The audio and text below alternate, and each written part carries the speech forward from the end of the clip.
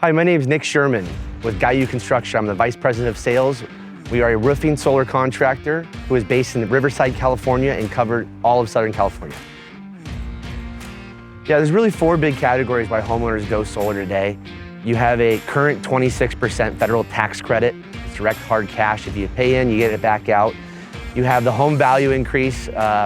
Most of the data in the market estimates that to be around 20 times what your initial investment is. Number three is obviously the carbon footprint that we're putting on our world with all of our emissions we're bringing. The fourth thing is the direct utility bill savings, and it's probably number one on the list. We're able to save anywhere from 20 to 50% off someone's electric bill day one with multiple zero out-of-pocket options. If all four of those work for you, or one or two or three of those work for you, there's usually a good reason to go solar today. If you're interested in saving money and going solar or a new roof, please give us a call and we'd be happy to help send one of our consultants out to give you a free estimate.